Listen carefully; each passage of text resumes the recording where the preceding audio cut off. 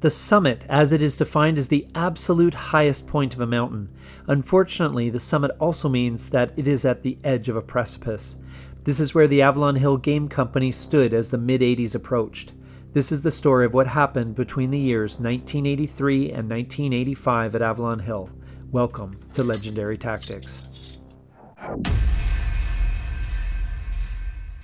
One major aspect of the Avalon Hill gaming experience for many was play-by-mail, a system that had been formalized with the company as early as 1975 with the AREA, or Area Rating System. AREA stood for Avalon Hill, Reliability, Experience, and Ability. By 1983, over 6,000 players had used the service, which connected competitors at a distance. It used a rating system similar to that of the United States Chess Federation that ensured that the players would be reliable in playing their games to completion, and to rank players so players of equal skill could find each other, ensuring that the games would be competitive. It's not unlike the rating systems that are used in many games to this day. The system had a one-time lifetime membership fee of $6. 1983 was yet another productive year with many more classic games released. B-17 Queen of the Skies transports players back to the period between November 1942 and May 1943, where one takes control of a single US B-17 bomber in formation, heading out on missions to bomb targets of value in France and Germany. Lots of dice rolls and chart consultations determine where the enemy fighters appear, who hits who with machine gun fire, and the location and extent of the damage, as well as the weather and anti-aircraft fire over the target. There are two aspects to this game that are notable. The first is that it is a solitaire game, which wasn't that common back then.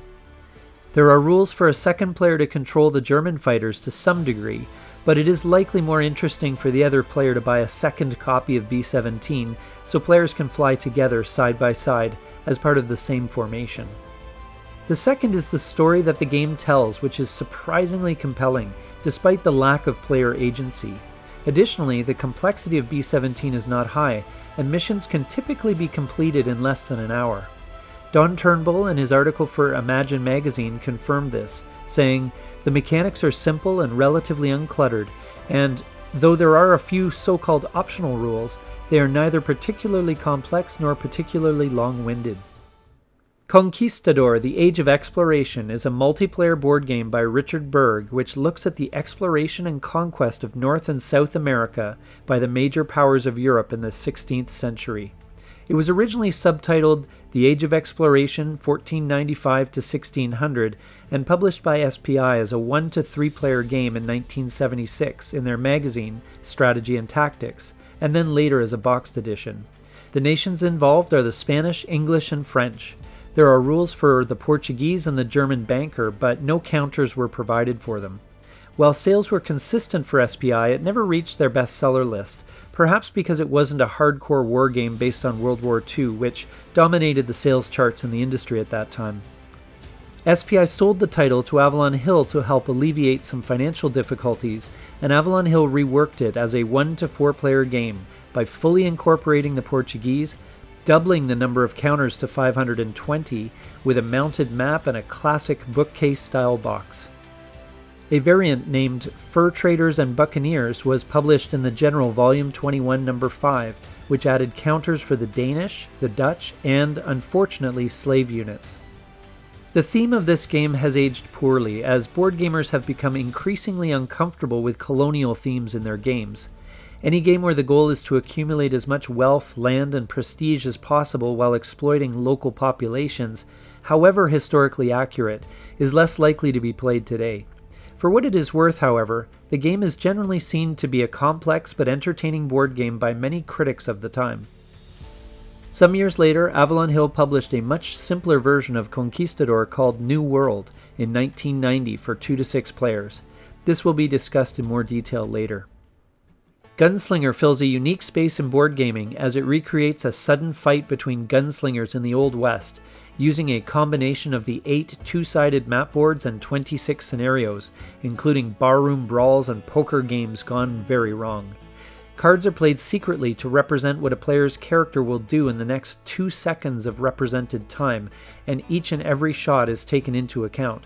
All the old weaponry is here, from Winchesters to shotguns, from buffalo rifles to Colt's Peacemaker, as well as classic historical figures like Wyatt Earp, Wild Bill Hickok, and Billy the Kid.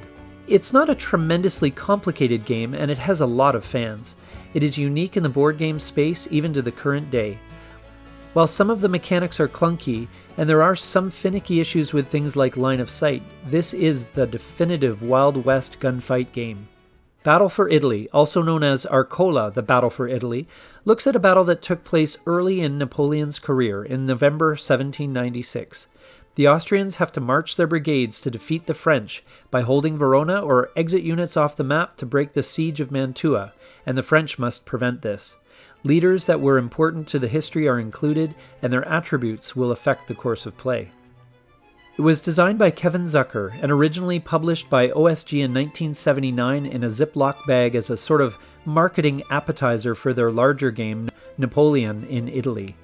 The game is played out in about 30 minutes on a colorful map of northern Italy, less than 100 pieces, and a short rules booklet. The reviews were not glowing, however, as the military situation was not considered to be that interesting, and the small scale of the game was reportedly mismatched with the mechanics used in its bigger brethren, which utilize a lot of the same rules. But this was not the only Napoleonic title released that year.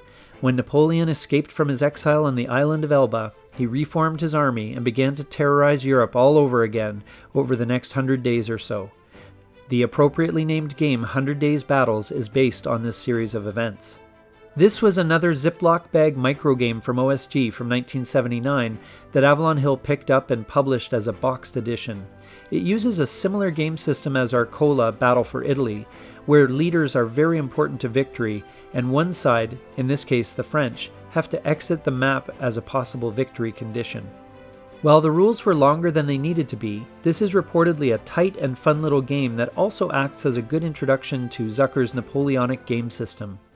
Tom Moldvay, who worked on esteemed projects like Dungeons & Dragons and Star Frontiers, created the adventures for the role-playing game Lords of Creation. It combined different genres like science fiction, espionage thriller, or fantasy in a tabletop role-playing format. Through changes wrought with a mix of magic and technologies, characters grow from normal humans to eventually become a Lord of Creation demigod, and referee and game master of their own pocket universe. It was complete with 450 different enemies, over 50 different weapons to use against them, as well as over 50 different combat skills and 100 non-combat skills to develop. It has some intriguing ideas, and there were lots of interesting and weird directions for the game to move in, but sales were poor. Critics weren't thrilled either. Warren Spector found the game to be hopelessly mediocre, good at some things but great at none. After publishing an additional 3 adventures called The Horn of Roland, The Yeti Sanction, and Omegacron the following year, Lords of Creation disappeared from the lineup. Napoleon at Bay is yet another title that came from OSG from Kevin Zucker. It is a division-level 2-player game about the campaign of 1814, which happened to be one of Napoleon's best, conducted with speed and nuance against great odds to keep the enemy out of Paris. The game illustrates his skill in using interior lines to attack isolated enemy units, where he had the advantage. One player takes Napoleon and the other takes the combined armies of Prussia, Russia, and Austria. Unit strength is hidden, creating some real fog of war, and logistics and leadership play as big a role as the combat itself. The game was very well reviewed. Ian Chadwick from Moves magazine called it a major breakthrough in dealing with operational levels of Napoleonic campaigns, while Andrew Blauvelt stated in the General magazine that Napoleon at Bay is proof that it is possible to create a sound and instructive simulation that is also a challenging and absorbing game. Of particular note was that the game handled things like roads, logistics, and maneuver extremely well. Avalon Hill revised the game only slightly before publishing it under their banner. Originally, OSG had promised a total of 9 games using this system. It was almost completely delivered in the end, although it took 4 publishers and 30 years to do so. With Napoleon at Bay, after many years, OSG regained the rights and republished the game in 1997 as Napoleon at Bay Defend the Gates of Paris 1814. The Mystic Wood was originally licensed from designer Terence Peter Donnelly and published by Filmar Limited in 1980. Avalon Hill published their edition in 1983. It is a straightforward, stripped-down fantasy game where knights journey through both regular and magical woods to complete personal quests. The components are reportedly quite inferior, almost having an air of a self-published game, and luck certainly plays a large part. But it is a serviceable title if one takes the game for what it is, a basic fantasy game which is fun, but which has been eclipsed by many other titles since. The game was compared favorably by critics to Donnelly's previous design, Sorcerer's Cave, who also said that the Mystic Wood avoids the aimlessness of a lot of fantasy adventure games from that era. Andy Davidson from White Dwarf stated that it is a much cleaner, tighter design. It is simple enough to be a good, fun game, but is sufficiently complex to allow the development of different strategies and interesting tricks. And Steve Condit in The Space Gamer wrote that the Mystic Wood is ideal for finishing off an evening of long games. Naval War is a simple card game that is very, very loosely based on World War II naval combat that was originally published by Battleline in 1979. There is some skill and strategy involved, but also a healthy dose of luck. Each one of the 3 to 6 players controls a fleet of warships which are used to sink the other players' fleets. Various battleships, carriers, and other capital ships make a randomized appearance from a ship deck of 54 cards. Actions are taken by playing a card drawn from the 108 cards of the action deck, either firing the big guns, sending out bomber strikes from your carriers, laying minefields, or even attacking by submarine or torpedo boat. It is a quick playing and fun little game with little to no historical accuracy, but it remains popular. The World Board Gaming Championships still crown a Naval War champion every year, and have done so since 1992. Panzerkrieg is a game originally from OSG based in southern Russia in World War II. It is an operational level game where German divisions square off against Russian corps units across 9 scenarios. Interestingly, there is no campaign game. Turns represent 1 week, and everything is here from armored breakthroughs, leaders, supply, reserves, movement by rail and road, river crossings, and air power. Of note is that the HQ units are more useful here than in a lot of other games, as they are required to rebuild depleted units, dispatch reserves to reinforce against an attack, and even to assault the enemy. Pennant Race is a game that takes a big picture viewpoint. Instead of individual baseball games, the focus is on managing a team's roster, trading, and building a championship team. Rookies can be introduced, injuries must be dealt with, and stars can emerge. It uses real-life players, rating them in various categories like batting average, power, and speed. These ratings help to determine the outcome of a game on a single die roll. From there, wins and losses are tabulated to determine who wins the pennant. The game is great for both solitaire and multiplayer. Powers and Perils, a fantasy role-playing game by Robert Snyder, was scheduled to be featured and released at the Origins conference in 1983, but the demonstration rooms were empty during the convention. Instead, it was technically published in 1984. Like most role-playing games, the game consists of a bunch of books, character sheets, and dice. However, Powers and Perils is quite detailed, even by the standards of the time, with over 230 pages of rules. Avalon Hill's in-house magazine, Heroes, supported Powers and Perils as well as their other role-playing game lines. And the reviews at the time were okay, with White Dwarf saying it is a good system and giving it an 8 out of 10, all the while acknowledging that it is a complex game. In Imagine magazine, Mike Dean said that while he had doubts as to whether P&P will make it as a widely popular RPG, I am sure it will gain a considerable and well-deserved following. However, Powers and Perils was a failure for Avalon Hill, ostensibly because it lacked publishing experience in the role-playing game genre. The game apparently even included some drawings that had been plagiarized from artist Frank Frazetta. But mostly it was the price point. Powers and Perils came in at twice or even 3 times the cost of other similar games. Around this time, a companion to Smoker's Wild was released. Though Drinker's Wild was originally published by Gamma 2 Games in 1978, it is unclear when it entered the Avalon Hill line. The game boldly claimed to be a 100-proof spoof for liver-rated adults that was only superficially similar to Smoker's Wild. It was clearly a much inferior game, closely resembling Monopoly. Players roll the dice and move, buying bottles of different types of liquor. When a player lands on an owned bottle, that player must pay the owner of the bottle to drink from it. If a player owns all 4 bottles of the same color, the price to drink doubles. While the pub crawl, a separate inner track which is entered from 4 pub spaces, is a bit different, the game was not well received. The main complaint being that the game was too generous in providing opportunities to get cash, which meant a more or less endless game, even worse than Monopoly. Pro Tennis is a game that simulates the tennis played in the early 80s, when Jimmy Connors, John McEnroe, and Marina Navratilova dominated. There are 100 cards representing real tennis players, 50 men and 50 women, who are each rated for skill in serving, returning, volleying, and the like. Dice are rolled, points are awarded, random events occur, arguably, according to players of the game, with too much frequency, as do aces and double faults. There is limited agency for players, and the game becomes one of watching the dice tell the story of the match. There are also rules for doubles, mixed doubles, and more. And finally, we come to what was arguably the finest game of 1983, Upfront. This is a game that deals with squad-level combat in World War II, but in a new and innovative way. There is no map board and no hexes.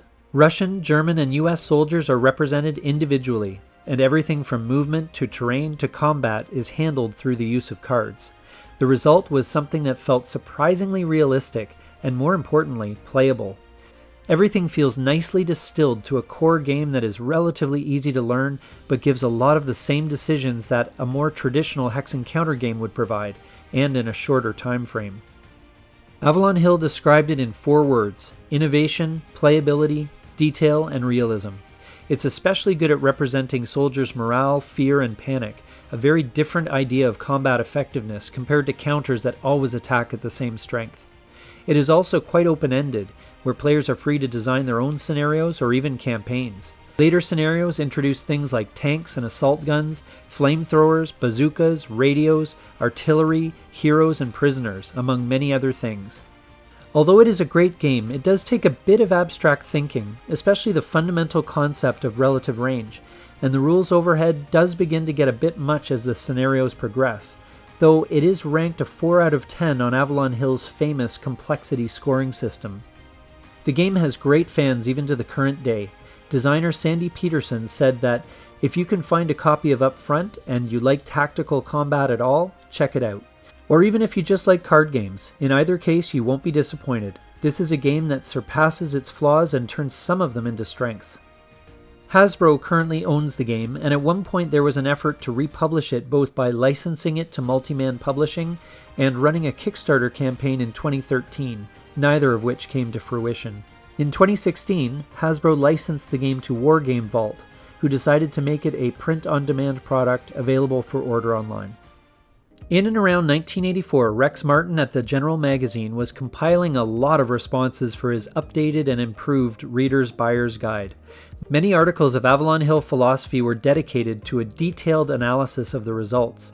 The lists were broken down into war games, sci-fi and fantasy, and adventure games, where each game was ranked, truly the precursor of the hobby's recent and endless foray into top 10 lists. Also of note, at this time 2 great designers were officially added to the design staff. S. Craig Taylor, who had designed games for Battleline, Game Time Games, and Yakinto, was one. The other was Robert McNamara, who had contributed greatly to the Squad Leader series, both the base game and subsequent gamettes.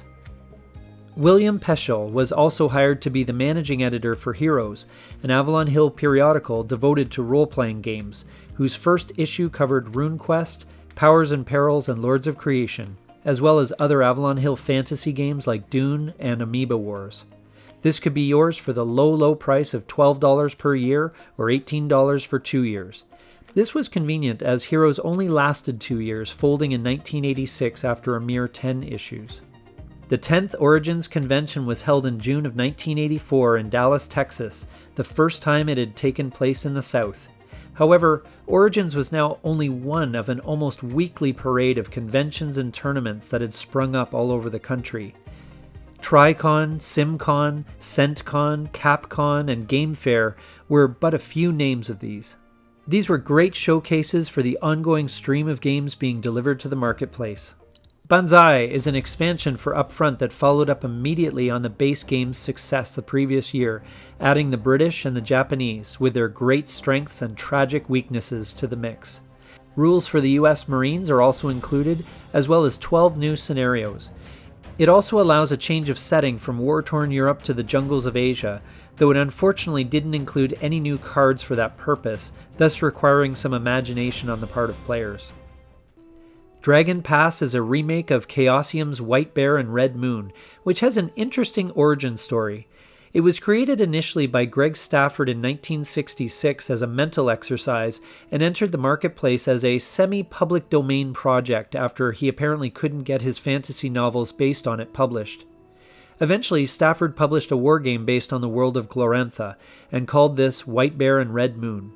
Chaosium was founded to allow Stafford to publish the game, and after the first version was found to be unsatisfactory, it was brought to Avalon Hill, where it eventually evolved into Dragon Pass. It is a more magical world and less hack and slash than other fantasy games. Notably, it bucks tradition in that there are no orcs here, and instead offers a wide range of unique, strange, and wonderful creatures. But it is also quite a chaotic wargame with wild powers and tactics that combine to make, if nothing else, a memorable gaming experience. A follow-up came shortly after, known as Nomad Gods, and another sequel, Lords of Fate, was announced but never released. It was later published by Oriflamme as La Guerre des Héros in 1993 in French, and as Doragon Passu in Japanese by Hobby Japan. But most importantly for Avalon Hill, some fans of Dungeons & Dragons wrote a game system that allowed for role-playing in this world of Glorantha, and this system became known as RuneQuest, which we will explore a little bit later. Elric is a game based on the Elric series by Michael Moorcock, and attempts to faithfully bring all the aspects of the book to life: war, politics, magic, and the balance between chaos and law. Individual characters can be as important as armies, as can magic. The game is for 1 to 4 players and comes with 6 scenarios, although players are encouraged to create their own. It has a reputation for having poorly written and fiddly rules and poor graphic design, but it has its fans who are likely delighted that there is a new game that had a successful Kickstarter in 2022, Elric: Rise of the Young Kingdoms. The Game of Inventions, apparently described as the Funny Patents game, has a 224-page book that contains the patent drawings of around 100 wacky items. Players need to identify the device, how it works, and what it was supposed to be used for. And if you can guess within a 7-year range of when the patent was granted, you get bonus points. First to 21 points wins the game. Firepower is a game by Craig Taylor that takes a detailed look at the weapons, equipment, organization, and tactics of the armies of the world since 1965, until the mid-80s when it was published. It takes place at the squad level, where individual soldiers and vehicles are represented. Turns represent 30 seconds, and the map is scaled at 5 yards per hex. Firepower puts players into contemporary conflicts, where weapons are massively destructive, and the problems of command and control remain a challenge, as they have since the beginning of warfare. It is a game that was innovative at the time, although as a game system it was descended from a game by Yaquinto called Close Assault, which was set in World War II. People did complain about the rules and the orders of battle being disorganized, but it developed a good following. It remains an interesting, though perhaps dated, squad-level combat game.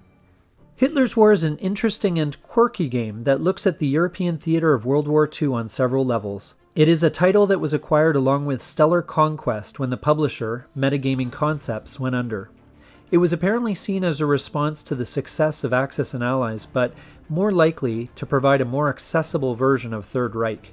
While the Operation Barbarossa scenario covers the invasion of Soviet Russia by the Germans, and the fall of Germany scenario begins on the eve of D-Day, the War for Europe scenario recreates the entire 6 years of the war. Bomber fleets, U-boats, naval warfare, amphibious assaults, and invasions are all here, as one would expect, but the game also asks players to determine the general direction of the war, the priorities of production, and the goals and resources devoted to research and development. It is a unique game in many ways. The scale, for instance, is so large that each side only has 12 units, and the armed forces of an entire nation might be represented by a single counter. For this and other reasons, it feels very different from most war games out there. While the map is small and the advanced rules don't add much more than complexity, it is a fun and relatively fast game that has some really interesting ideas. Grenadier magazine said at the time that Hitler's War is the single most satisfying game of its type and retains a level of playability such games as Avalon Hill's Third Reich and SPI's Wehrmacht could never achieve. The game is ingenious in the extreme and deserves to be played widely. Panzergruppe Guderian, also known as Panzergruppe Guderian, the Battle of Smolensk, July 1941, is a wargame simulation of the German campaign to capture the city of the title in July 1941. Each of the 12 turns represents 2 days, and each hex about 10 kilometers. Experienced players should be able to get through a game in 3 hours. This was originally an SPI title by Jim Dunnigan, appearing in their magazine Strategy and Tactics in July 1976, and then with a boxed edition. Avalon Hill acquired the rights from TSR after SPI's demise and released their version, virtually unchanged, in 1984. This wargame is famous for its innovative use of untried Soviet units. These untried Soviet counters enter play face down, their combat strength unknown to either player, until they take part in combat, at which time they are flipped to reveal their strength and defense numbers, a simple but effective game mechanic. The game also models the effectiveness of German operations by allowing them a full mechanized movement phase both before and after combat, while the Soviets only move prior to combat. In addition, if all of a German division's regiments attack or defend in the same hex, their strength is doubled by a divisional integrity bonus. Overall, this game is well respected, well balanced, and not too complex. It is widely considered to be a solid example of one of the best hex and counter games of the era. Steve List in Moves magazine said that it is a very good and popular game, a happy blend of old and new ideas. This is both a playable game and a reasonably good simulation. 1984 was the year that Avalon Hill published the 3rd edition version of RuneQuest, originally issued by the Chaosium in 1978. This tabletop role-playing game is based on the world of Glorantha detailed earlier. Again, it is a world where magic is commonplace, and the relationships between mortals and immortals are of central concern. It differentiated itself from Dungeons & Dragons in key ways, like the fact that combat targets specific body parts, or that characters can improve their abilities but don't level up as they do in D&D. At one point in time, it was the second most popular role-playing system out there. It has a long and chaotic publishing history. After Greg Stafford, the designer of the original game, struck a deal with Avalon Hill to get broader distribution, he was fed up with how Avalon Hill handled their edition of the game, and blocked an Avalon Hill 4th edition of RuneQuest that was planned for 1994. There was even a game unrelated mechanically to the original, called RuneQuest Slayers, that was shelved in 1998 after the Hasbro acquisition, despite being essentially completed. The Chaosium, the company that Stafford originally set up in 1978 to publish games set in Glorantha, got the rights to publish it again in 2016, and the year before, in 2015, there was a Kickstarter for the classic game. In the same vein, Tower of the Dead is the only expansion adventure that was published for the aforementioned fantasy role-playing game Powers and Perils. Inside the box, players got 56 pages of rules and a Game Master screen, as well as a 4-part scenario that was geared towards high-level characters.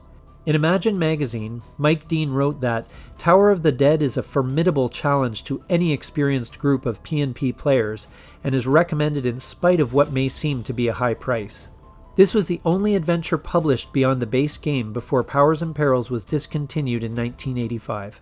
Stellar Conquest is a game that was first published by Metagaming in 1975, and in 1979 as a boxed edition. It is widely considered to be one of the first 4X board games, the X's being Explore, Expand, Exploit, and Exterminate. It is a 4-player game but can be expanded further with additional pieces.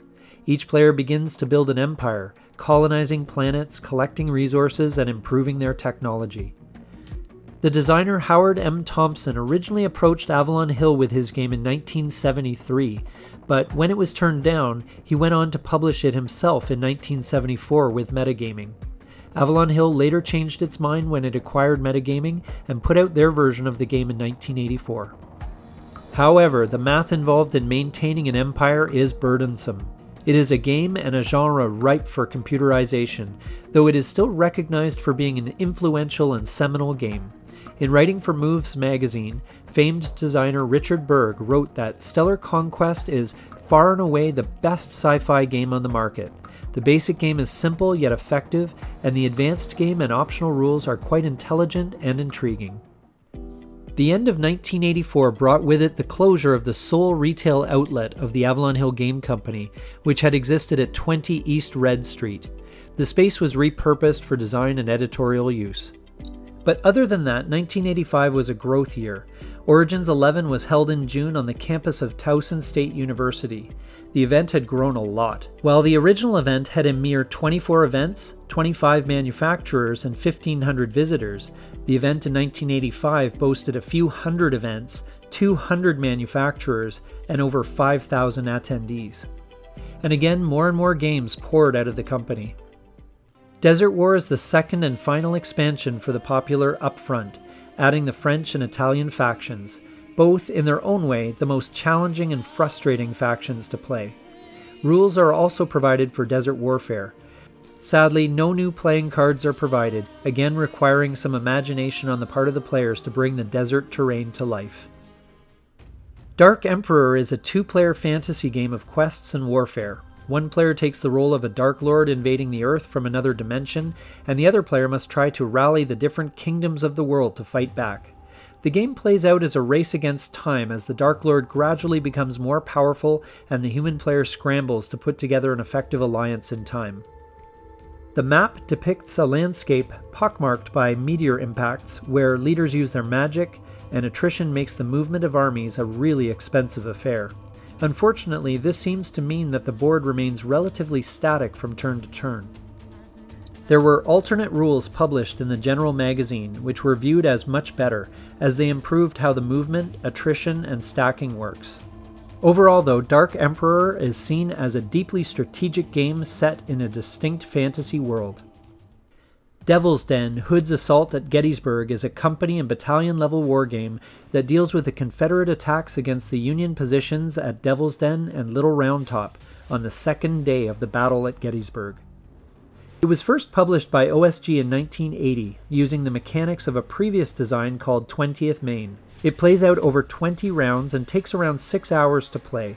Despite the added complexity, the advanced rule set is recommended, which adds things like double-time marching, breastworks, charges, bayonets, and other interesting and useful things.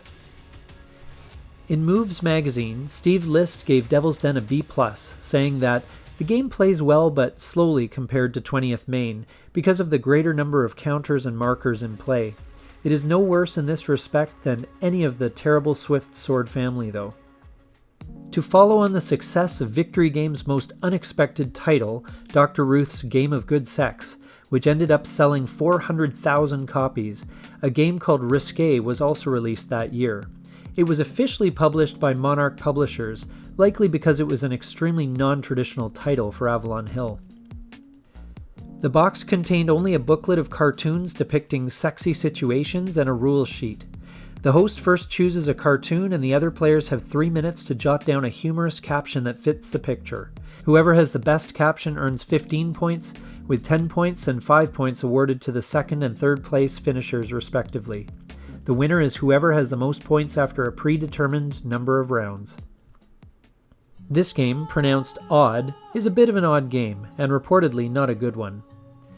Apparently, an odd is an element of theoretical force that somehow needs to be brought into balance by playing this card game. The deck is divided into 4 suits: amber, cyan, silver, and rose, and there are some wild cards, some court cards, some point cards, and an assassin. Avalon Hill apparently changed this game during their production process, but didn't seem to make it better. The designers were frustrated with the process, as they felt Eric Dott, the president of the company, was brusque with them, apparently because of another game deal that fell through. Rex Martin, their main liaison, was cordial to them, however. The game did have one interesting feature, that the cards could be read the same both face up and face down, and the art overall was apparently quite good.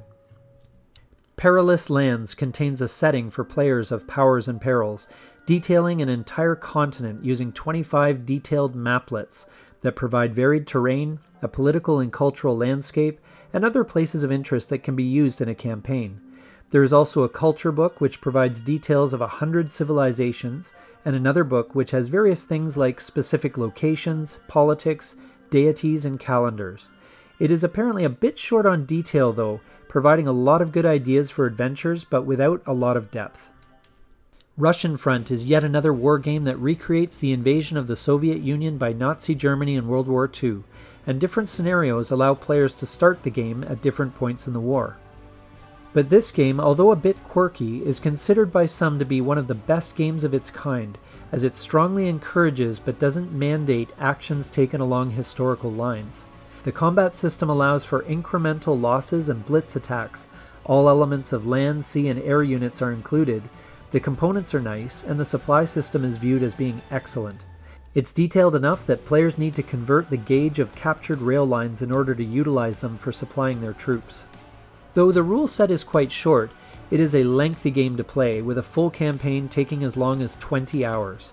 Disappointingly, it ends in 1944, so the Russian player can never have the immense satisfaction of driving tanks into Berlin.